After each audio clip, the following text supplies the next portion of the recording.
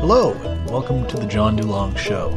I'm John Dulong. This is the pilot episode of the show, and to be honest, I'm not really sure if anybody's ever going to hear this. I'm not sure if I'm ever going to release this episode to the public. Nonetheless, we'll pretend that you're here with me, dear listener. I'll try to explain the point of the show. I love podcasts. I love the communities they create. I love how they expand my worldview. They entertain and inform me. They outrage and delight me. They make me feel connected to other people, and they bring those experiences right to my cell phone. I love how they allow me to consider things and imagine people more complexly. I can listen to a show recorded from San Quentin Penitentiary. That's Ear Hustle, by the way, from Radiotopia. They just finished their first season, so you should check them out. I can keep up on my favorite sports teams. That's Liverpool Football Club, by the way. Please start winning some games, boys.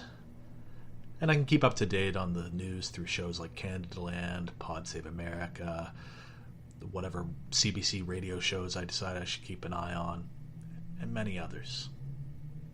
I want to include myself in whatever small way I can in the conversation. Now, I'm semi-active on Twitter, and I enjoy sharing memes on Facebook as much as the next guy.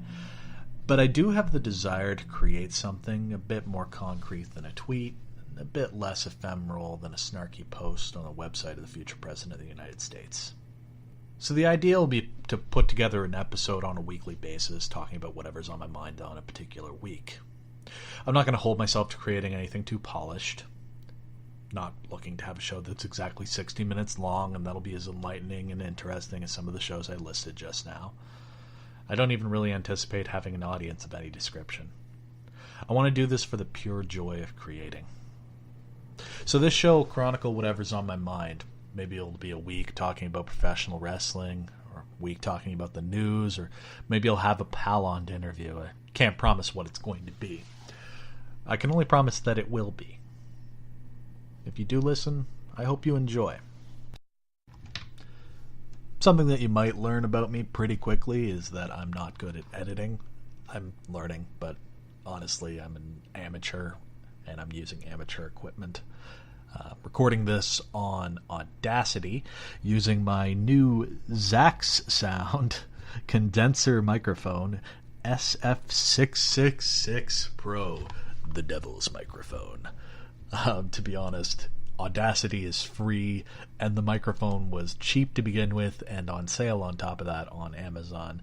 And it's just a plug-and-play USB condenser mic. I don't have a pop filter. I don't have a decent stand. It's just sort of sitting on my computer on a tripod that I came with. I'd like to get a pop filter. I'd like to get a sort of one of those scissor arms for this deal, just so that it's a little bit better. But you know what? I'm making do with what I've got. And here's something that fits right into what this show is all about. Just paused recording in between my tech ramblings. Made myself a cup of coffee. Have a nice little espresso maker and ground myself up some beans, and opened up the milk carton. Now, I've always been a farmer's milk drinker. It's just been what I've had since I was a kid. My parents got me Farmers when I was a kid. That's what I buy to this day. They're being taken over. There used to be an independent dairy consortium, I guess, and now they're being taken over by somebody else. But for the first time ever, they have a little plastic seal on top of the milk carton. You get that on the blends and on the milk cartons with the spout. This is I guess it's not a carton, it's a bottle. I'm not upset that it's there. I'm more upset that for 28 years or however long it's been since those particular things have been out, I've been drinking milk without a seal? What kind of world do I live in? How have I not died yet? Good Lord. You know what? Might as well lean into it. This show, I guess, is about food. Went out to dinner this evening with my folks. We went to Le Bistro. If you're in Halifax, that's just at the bottom of Park Vic there. It's a nice little French restaurant. It's not too high-end. It's also not too fast foody. There's no pictures of the food on the menu, but you're also not spending $45 on a starter, which is kind of my jam. I'm on board with that. you know, it's I really like French food, and I like that kind of cuisine, and I like that kind of setting, because what's going on with it is just very much what it is. There's no weird adherence to food trends. There's no weird plating. I had the special, which was the soup du jour, which is cream and mushroom, along with this beef tenderloin penne pasta in like a blue cheese wine sauce. It was delicious. Had a Blanche de Chambly on the side. Very good beer. And it was just very simple. It had good food. I could pronounce all of the ingredients. I knew what was in it. I could taste it. It was tasty. It was good all around. Wasn't bowing down to any weird food trends. Like, you ever notice that there's like a weird food trend every year that people are just going absolutely crazy for? Like this year it's figs. Everybody is pumped about figs this year, and then they complain, oh, my fig wasn't good. My fig wasn't good. Figs are disgusting. Your fig wasn't good? Then it was as advertised. It was a fig. Like, I don't know. I'm not fancy. Honestly, like normally if I'm going to dinner with my parents, we're actually heading up the full food court at the mall. The big thing, like we just got an IKEA here in Halifax. It's over in Dartmouth, but like it's IKEA Halifax. Get over at Dartmouth. You're part of the Halifax Regional Municipality now. It's been amalgamated for a long time. That's going to get me hate mail if anybody ever listens to this, by the way. But like I've been upset at my girlfriend because she's gone over there to like shop at IKEA for a new bed or whatever, and like she hasn't taken me because I want some fucking meatballs. Like I'm excited about the meatballs. I want the meatballs, but like I don't know. Like it just seems like everything is like, even the mall. Like the mall is like the food court isn't a food court anymore. It's higher end. It's supposed to be classier. They've taken out the Dollarama from the mall.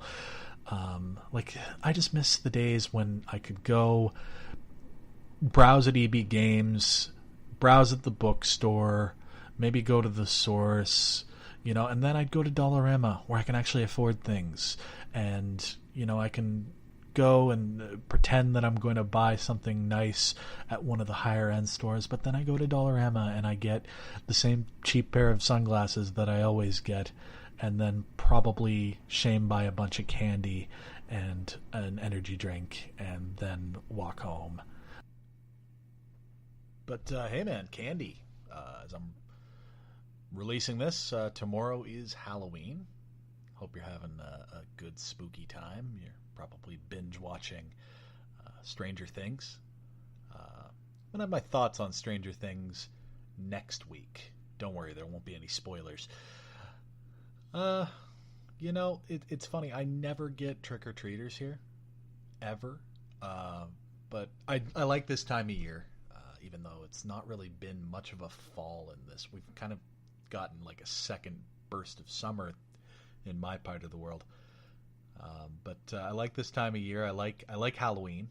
It's usually just an excuse to go out and party. But, you know, I was reading this article. This is crazy. You know, like when I was a kid, like it was always the concern was always that there would be like a random razor blade in your chocolate bar, which like I never quite understood that, like where that concern came from, where that crazy thought came from. But apparently, if you are to believe, like in Fox News, it shows up on my like news app on my phone every once in a while. But if you're to believe Fox News, we ought to be very concerned that our children might be ingesting marijuana-laced candy. Now, here's the thing. Nobody's going to give away edibles just because it would be a good gag. Like, pot costs money. Making edibles is difficult. Like, well, it's not difficult, but it's an involved process.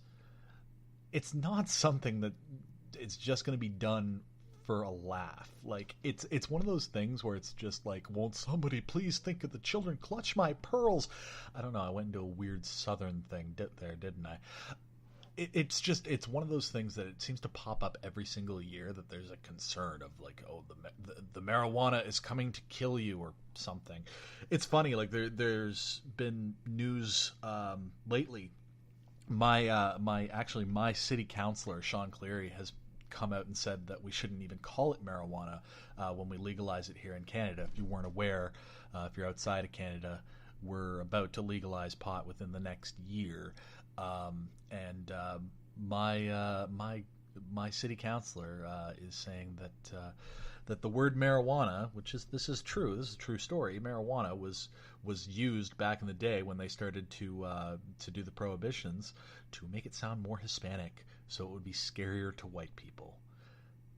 Systematic racism. It's pretty loud. Oh, there goes my phone. Guess I owe you a Coke. Anyhow. Hope you enjoy Halloween times. Hope you enjoy, if you do get trick-or-treaters, seeing all those kids with their costumes. And, only give them weed if they really want it, I guess. Not me, though. I can't do that anymore. And, well, like I said, I would be shame buying candy. I say shame buy candy. I'm a bit overweight. I always have been. I've been really trying to, over the last couple of years, work on that and work to get myself in a little bit better shape. I've actually been told over the last week that I've lost weight by a couple of different people. I think all that it is that I'm walking to and from school on a daily basis, and I'm working a little bit less of a frantic schedule. It's hard. It's hard to put together a menu that tastes good when you can only cook so well and you can only afford so many solid ingredients. I was trying Soylent before. Have you heard of Soylent? It's like this meal replacement powder, and they sell pre-made drinks.